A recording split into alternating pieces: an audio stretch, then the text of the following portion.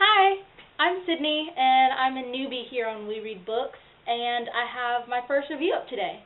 I will be reviewing The Perks of Being a Wallflower by Stephen Chbosky. So I'm just going to give you guys a quick overview of the characters, the plot, and then what I overall thought of the book. I can tell you right now I thought it was amazing. 5 out of 5 stars. If you haven't read it yet, you really should, especially if you're a teenager, because it touches on a lot of things that a lot of teenagers go through and that a lot of teenagers are going through. So you should definitely pick this up. It's really short. It won't take you that long to read. So here we go. First off, let's go with the characters. The main character of this book, or the main protagonist of this book, is Charlie, and Charlie is an observer. He watches the world around him without ever really participating in it. He's very insightful. The way he tells his story is very intimate, and it's very intriguing the way that he writes to his secret friend. In short, Charlie is totally awesome. I can honestly say I've never met anyone like Charlie, and if I ever did, I'd probably cry. Charlie doesn't only notice things that other people doesn't, he interprets them in a way that no one else does. The way he sees the world is poetic and still really true. Charlie also makes a few friends during the course of the novel, and one of them is Patrick. Patrick was introduced in the book as Nothing. The kids literally called him Nothing, and we get to know him more personally, and as Charlie becomes more friendly with him, he refers to him more and more as Patrick. Patrick is gay, he's hilarious, he's a chain smoker, and he's one of the outcasts at school, and not really, termed as a freak, just, he never really fits into one cliched group. Sam is Patrick's stepsister, I believe, and she is also Charlie's love interest.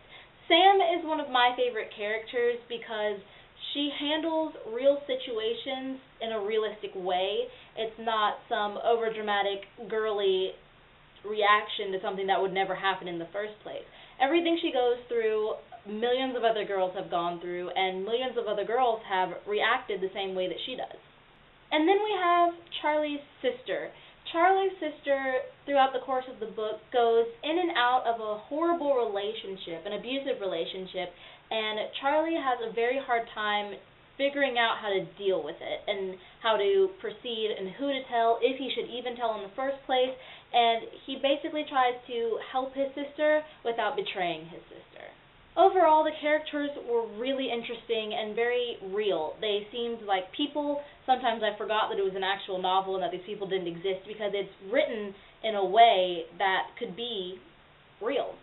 Now on to the plot. There wasn't actually a plot. This is basically just a chronicle, a telling of Charlie's life as he goes through it, but there is an underlying mission for the reader to find out what is wrong with Charlie. So overall, I did 2 hand motions. The way this book was told was very Charlie-esque in the way that the entire book is formatted in letters to an anonymous friend. The person that he's writing the letters to doesn't know him, has never met him. Charlie just heard someone talking about this person one day and felt like they would listen without judging. So he decides to start sending them these letters, and we see Charlie go through a very subtle kind of growth, which is something I really love to see in a novel, in a character. And I'm pretty sure those 2 elements, the way that it was told and the growth that Charlie goes through, is very much the reasons why this is one of my favorite books ever. So I hope I didn't do too bad for a newbie. I'm really looking forward to posting more videos on this channel.